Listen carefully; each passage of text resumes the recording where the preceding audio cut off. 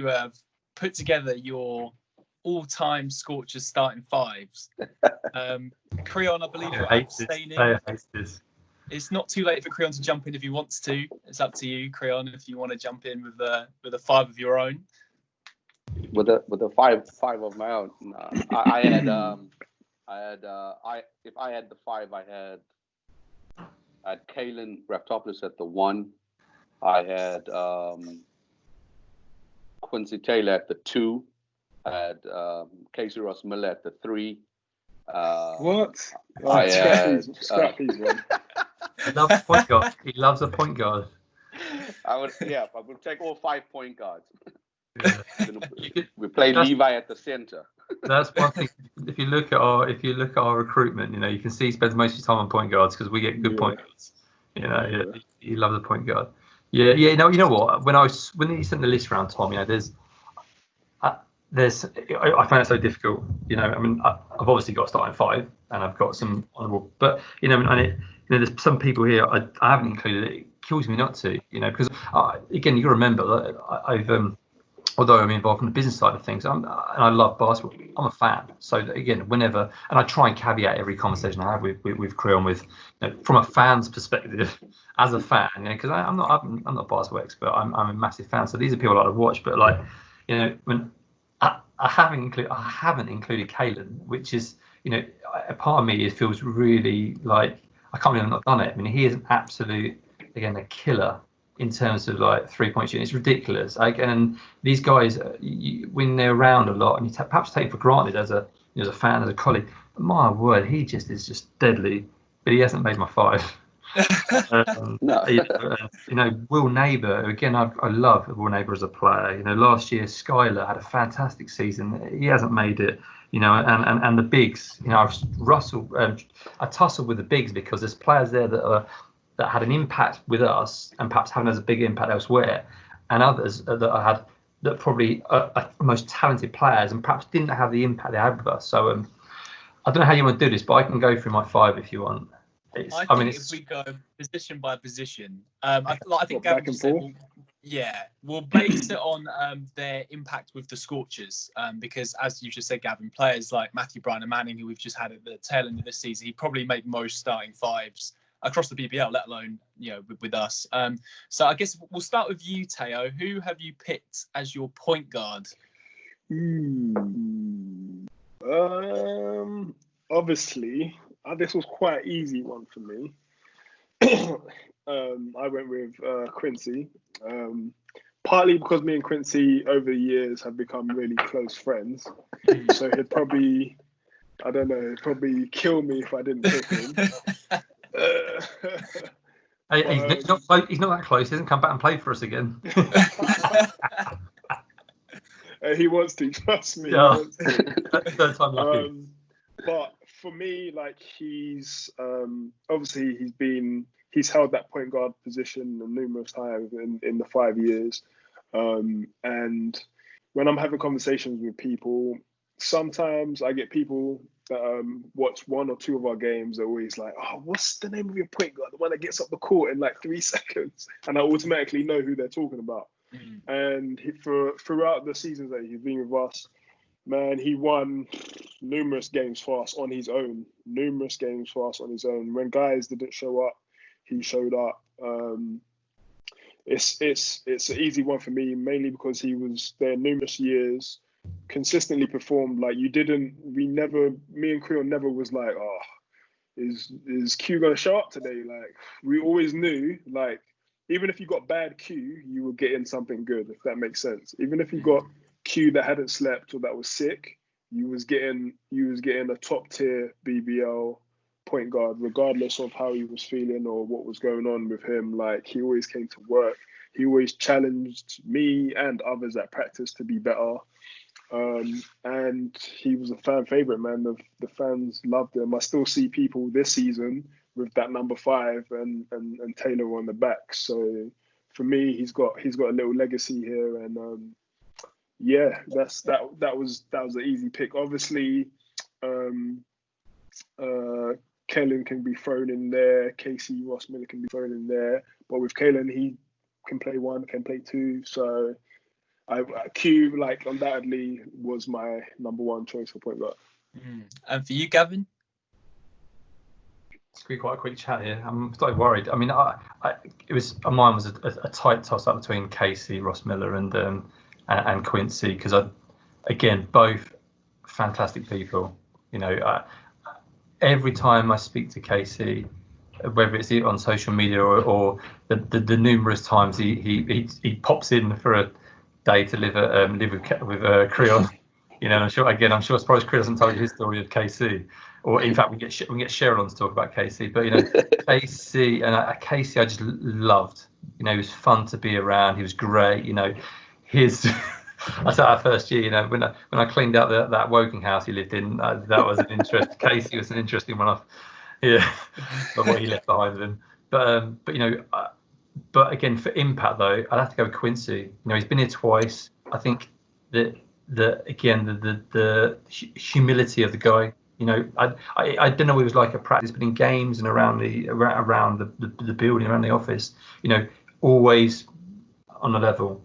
Never really saw it go. And if you ask me about Surrey Scorchers point guards, the first thing I think about, it just jumps in my head every time, is Newcastle, buzzer beater from Quincy, gets the rebound, puts it back up again. If you go on to like some of the best games ever, that was one of the best games ever, and Quincy won that for us.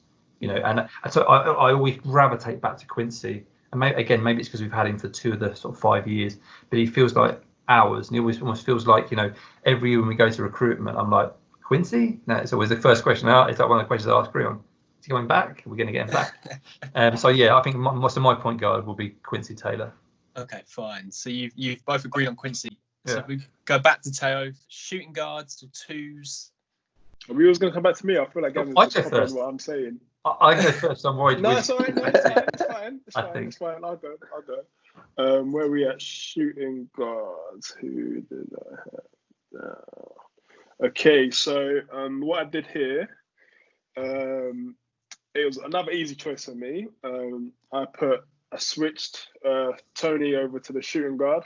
It was quite easy for me to do that, because obviously Tony's versatile like that. He can play that one, play that two, and I'm not leaving Q out and I'm not leaving Tony out, because Tony's one hell of a player. I mean, obviously in that season that he was playing with us, it was his first year pro, so we had to figure some things out. But I think the rate at which he did that, it can take some professionals 2, maybe 3 seasons to do it, but he managed to do it in a few months and really hone his game in. And now when I've seen him play in the team he's playing for this season, I can really I see stuff, I'm like, okay, like I know where you learned that from, kind of thing. So the impact he had in such a short period of time in the league, on our franchise as well, and just seeing, for me it's interesting when I come across guys and I see them grow as a person as well.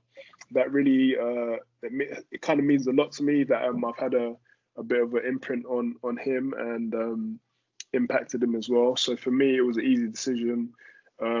His ability, his impact on the team, on the franchise, and the way he changed as a person, how he grew as a person in the short period of time that he was with us. Easy pick. And for you, Gavin? I can shout out to, again, want to shout out to on that. Josh, obviously, massive season for Josh as well when he was with us, so I'm going to shout out him. Henry too, but Henry's with us, and I think he will be with us for a while as well. Henry's a steady player and is quite a solid player. Yeah, those are my shout outs as well. Yeah, Tony, every day. I've done the same as Teo. You know, he came. Again, correct me if I'm wrong, but he was a combo. He was an off guard really, and Creon turned him into a point guard. Saw something in him, and like you said, I remember I think watching the away game on TV. I think it was against Sheffield, and he got in early foul trouble, and he looked frustrated. And I think he even may have stormed to the end of the bench. I don't know what it was, and I think it was the next day. I think I may have said to Creon what was wrong, and I think Creon was like, I need to have a chat with him because this could be make or break here. He needs to understand a few things. He was struggling with referees, I think it was, and I think that literally that week after that chat that Creon had with him, the light bulb moment switched. And as Teo said, that happened within 2 months of his professional career. He'd been at college. He was, again, we're very fortunate. Again, the way I pride ourselves as an organisation is that we try and do the right things. And we have a coach, director of basketball, who tries to do the right things by people, and that came about because it was an ex-player who said to Tony, Surrey Scorchers would be a great place if you started a professional career. Creon Raftopoulos is the first person, he'd be a fantastic person to start your career off, and Tony wanted to be here. Again, it wasn't about money, it was about his development, and that's the way to do it. That's the way to have a long-standing, successful basketball career, is make the right decisions, get the right people, be patient, and he did that. And he was, that season, he was fantastic. He must have been so unlucky not to. Actually, no, did he win the league MVP that season? He was the fans MVP, but Justin got fans the MVP. vote. That must have been tight for him not to win the. Every owner I spoke to, that end of that season, off season, were like, "What's going on with Tony? We spoke to Tony. We want to sign Tony." Everyone wanted Tony, because he is, he is a BBL player. He can win. He win games, and again, and perhaps not as quick as Quincy, but again, strong and great player. One of the best players we've had. Yeah, for sure. So, moving on to 3, I think we'll start with you, Gavin. Just so I did this because I'll do this one because I know we're going to have a different player on this one. Because Teo's too humble and modest, but the first player on any team sheet, small forward, Teo Ogedengbe. Honestly, again, another thing about luck. We've been very lucky with Teo because he is, for me, one of the best players in the BBL, absolutely, and certainly one of the best British players. And the fact that we've not won the league and won the championship, and he could have done that. I know he's had every year. I'm sure some of the clubs give him great offers and beg for him to do stuff, and I just again I hope and pray, selfishly for us as a club, that he sticks with us and ends his career with us in sort of 10 or so years time when he's sort of 40, 50 years old. It's like Charles Smith, but honestly, he is the guy and his game's changed. Anyone that knows basketball, that year 3 when the corner sort of spot up 3-point shot came in. Jeez, and defending players, that he's, and I can't remember which season it was. I think maybe it's year 4 or something, that maybe some of it affected some of Teo's offensive stuff, because actually we had to keep moving Teo to defend the best player, and he shut him down. And then they switch on to another player, and that's the challenge. If you've not got other players with that same defensive mentality, defensive ability around you, it's difficult. But as an all-round player, geez, there's no one better. I'm telling you. I think I appreciate that. Wait, hold on. I appreciate that, Gav. Thank you for that. Obviously, that means a lot. Let me tell you guys a story, okay? So every summer, Creon's laughing. Every summer, Creon knows, okay.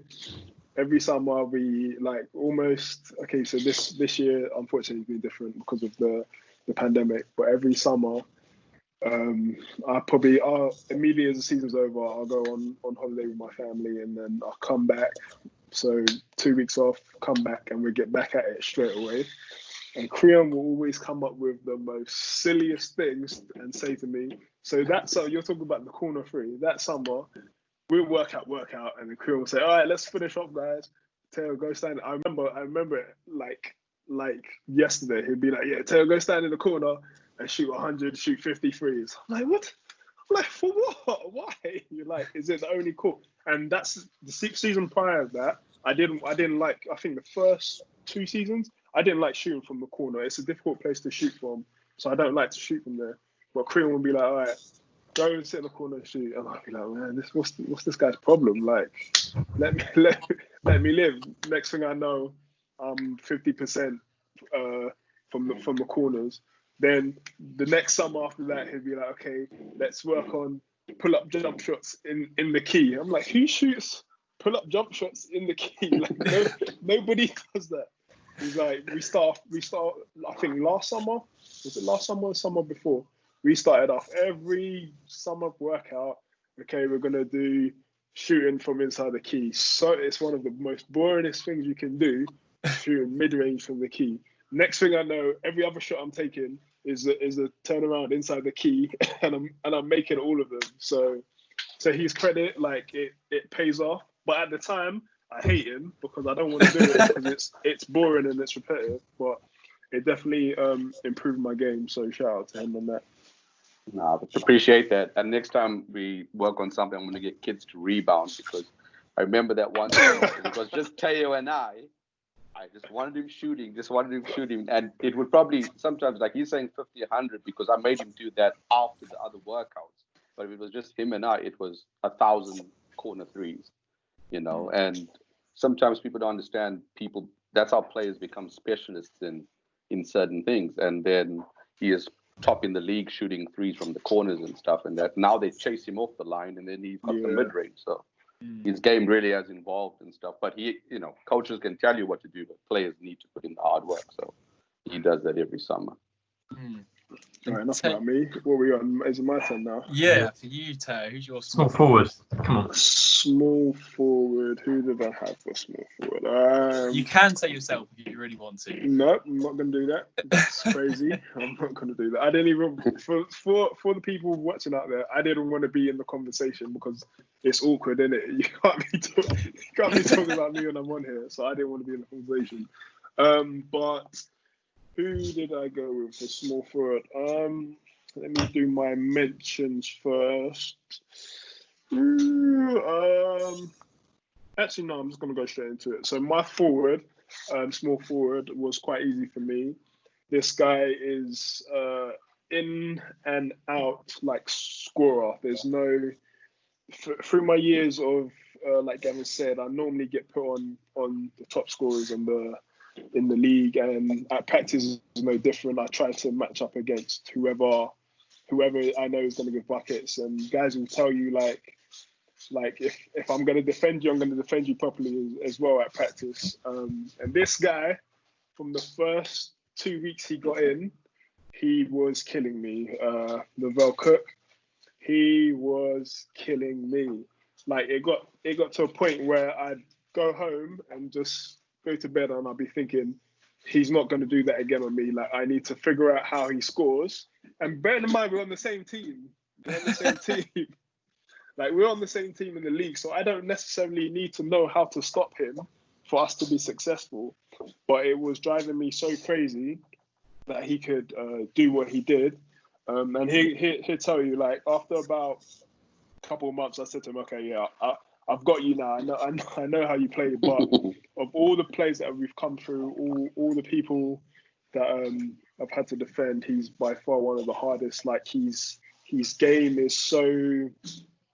At practice, we call him like the drunken master, because you never know what he's going to do, what move he's going to make, and it's so unpredictable to guard. And numerous games this year, like he was unguardable. Like teams didn't know what to do with him, how to guard him. He was unstoppable scorer.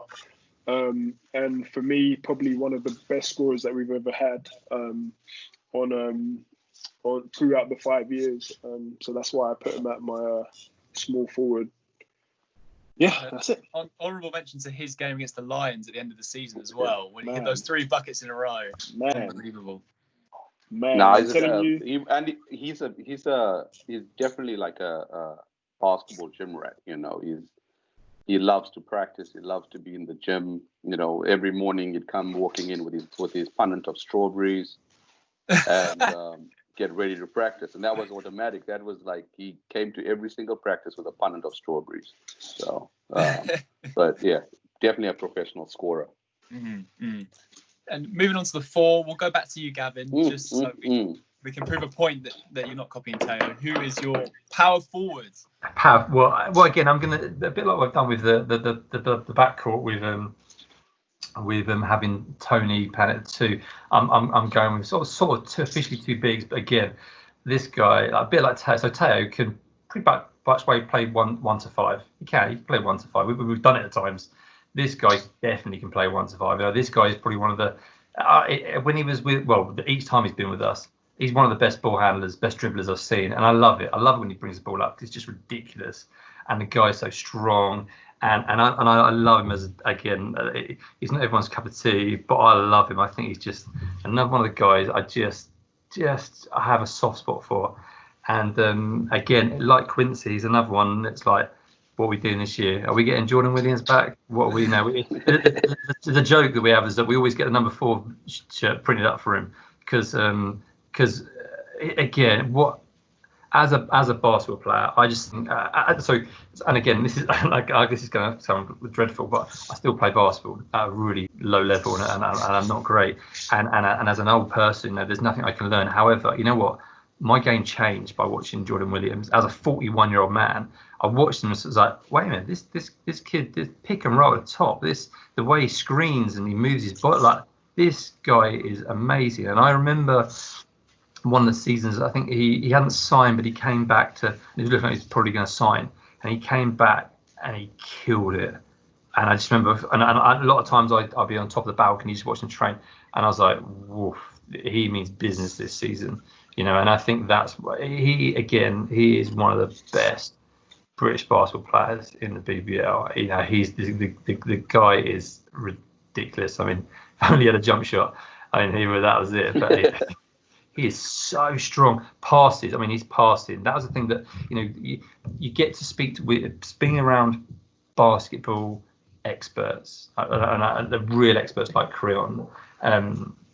You get to suddenly it makes you look at different parts of players' games. As I said, because I'm usually a fan, and that was the thing again. Quite early on, Creon was like, "Watch this guy pass. Watch him look out for players.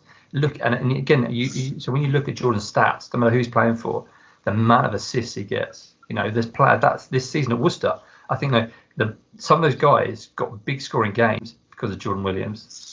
Kofi, Joseph, that they must love playing with a guy like Jordan because he's looking for that pass all the time if he can't beat a player. I love the guy. I think he's just a great to watch, and again would be easily in the top 5 Scorchers players. Yeah. And for you, Teo?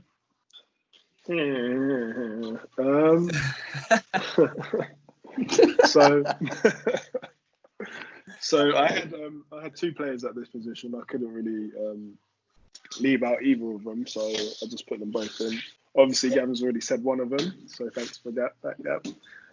So yeah, Jordan. Beyond anything, Jordan's like a little brother to me now. So comes to my house, like chills with my family, and I've really seen him grow, not just as a basketball player, as a person. And it's interesting when you get someone like Jordan and you can kind of see their talent and their ability and what they can be before they can see it. So I knew what Jordan could do. I knew I got a funny story about Jordan. I remember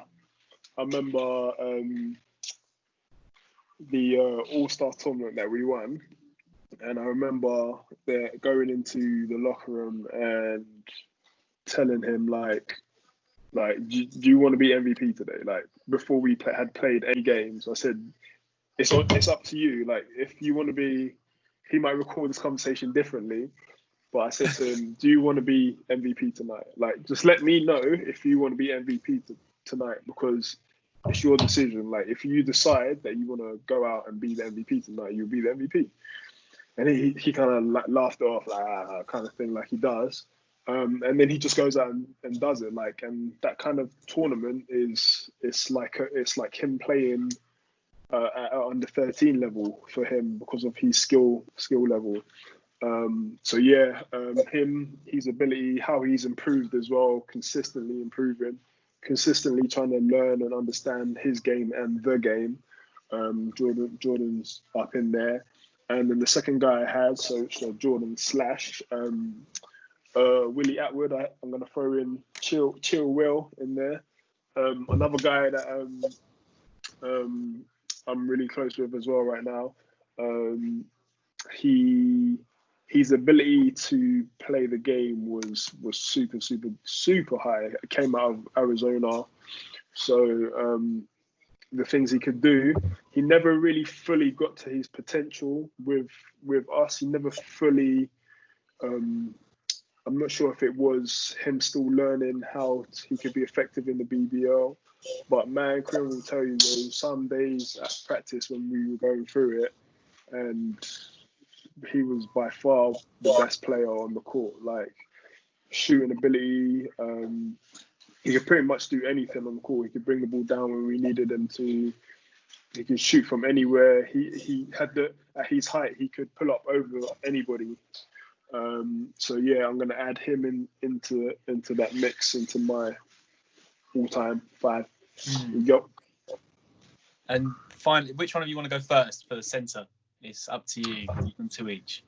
I'll go first. I'll go first again, because we may have different people on this one. But my initial reaction was Matthew, because again I'm thinking about the players we've had. I thought, well, Matthew, Ryan, and I thought, some of the stuff that I've seen at training and in match days, NBA, he's again a legit player. But then I go back to looking at the balance we've got, and I can't help but go back to G-Robs. Gerald Robinson. This guy is just like, he's big, and he can shoot. He can shoot the lights out. Him and Skylar have that sort of similarity. Both of them can shoot the lights out. I'm sure. But yeah, I'm I've got balance, and I need G-Robs in there. And you've got to have that sort of some slight point difference. So I'm putting Gerald in there. Killing me, Gavin. You're killing me. Have you copied again? Yeah, he's copied me again. All right, so obviously. But that's good, though. That's good. Yeah, I guess it means we both see the same thing. Obviously, you got your Ryan Richards and your Matt O'Brien Manners, but they were with us for such a short period of time. They didn't really have the kind of impact that Gerald had on the organisation. I can also throw in Michael Chorobu in there, he's a great player. I also want to throw in Schreiber as well, Andrew Schreiber. I think Andrew Schreiber could have been like the best centre in the league. I think we just caught him towards the end of his career, and he didn't come to us in the best of shape as well. So those kind of things. But I think if we had got him 2 years maybe before that, or something like that, a little bit younger, he could have been one of the best players, centres in the league. But yeah, like Gavin said, Joe Robinson was just force. He's just, there's no way to put it. On the court, he's just a force. He's a great guy off the court as well. I still talk to him till today. I spoke to him the other day actually, and he's just a force. Another one of those guys where when you had to guard him at practice, you just knew it was going to be tough. Like he's the way he could give you buckets. It was in all kinds of forms and shapes, and he'd let you know. But he also had this thing about him that when it was game time, like it was game time. There was no messing around. When it was time to play, when it was time to get the W and get the win, he knew what he was doing and he knew how to execute it. And he also knew how to get other guys motivated and get other guys ready. Like it was with Gerald, it was either you're with him or you're against him. Doesn't matter whose team you're on. If you're not trying to get this win, you're not on his team. And that's one of the things I really respected about him. And it really brings people together when you have someone like that on your team that doesn't care about anything else, just wants to go out there and get the win. And there were some games that we played where he just took over the game. Like he could see the game going left and he would just bucket after bucket after bucket after bucket after bucket. And sometimes it would look like he was out of control or he didn't know what he was doing, but he knew what he was doing. And yeah, that's why he's in my 5. So I remember again going back to that season. You had that. You had. I think it was seeing you had Tony at point guard who's happy to go to the basket, and you had Jordan picking and rolling. You had Gerald picking and popping. It's just so hard to defend against. I think that's exactly like you said. For forwards and centers or two power forwards to play together, you got to have the inside out, and that was the perfect. They complemented each other, which made it. We had another. Who the other power forward at the time? Center was Elias, and that's where I think we lost Jordan for 1 or 2 games because Jordan got injured. And then when we came back, we started with Elias ahead of Jordan, and Elias did his role, but Gerald played better with Jordan. You know, so like no, don't put me in the game like without Jordan. I need to be in the game with Jordan. You know, let Elias play with Jordan, and then I'll rest. But leave Jordan in with me. So they had a good. Shout out to Elias as well. He knew his role then that year as well. Contributed. That was why we were successful that year as well. I think he was I know we'll talk about underrated people, but he is one of the guys that was really underrated.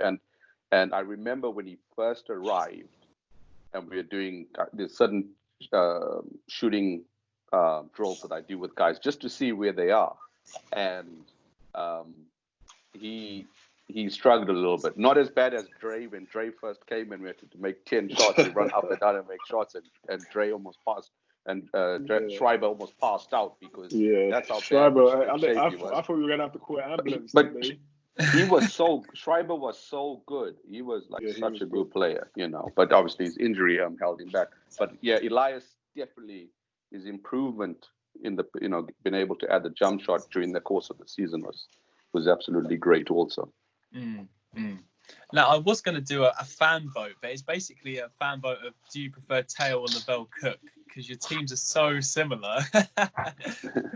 We will do a fan vote because obviously you've got... That's crazy that our teams that similar though, isn't it? That just shows you that all those players had such a great impact on the court and off the court. Like that we got pretty much the exact same five. It's insane.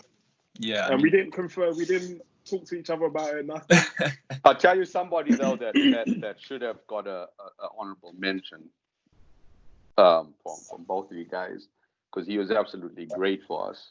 Although obviously becoming a dad and then becoming a teacher meant he had to take a different role, was Chaz Rollins, because Chaz was great at the four. He was like his energy, his rebounding. I think if I look, I'm doing a little project now looking at stats, and he might be one of our best rebounders that we've had at the Surrey Scorchers in years, because he goes out there and gets the boards and stuff, and that. Then he also developed, out of a Division II school and so forth. So Chaz Rollins, I think, was a good format.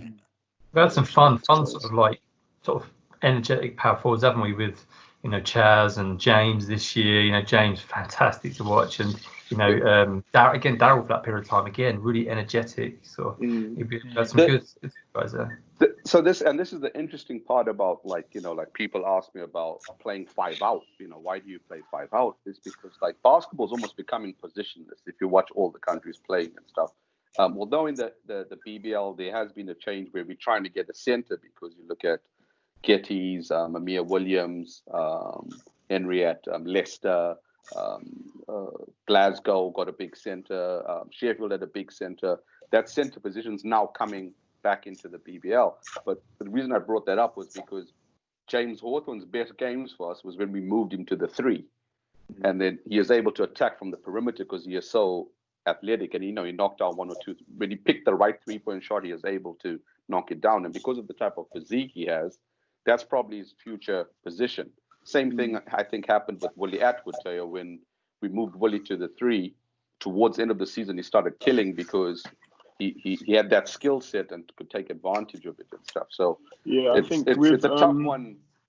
I think with James, I think he's going to be, like I mentioned before, he's going to be, regardless of what happens with him, if he comes back to us or not, I think he's going to be one of those guys that I spoke about before that in 2 or 3 years, we look back now and he's just setting off on his path. He's got all the right elements of a professional basketball player to take off.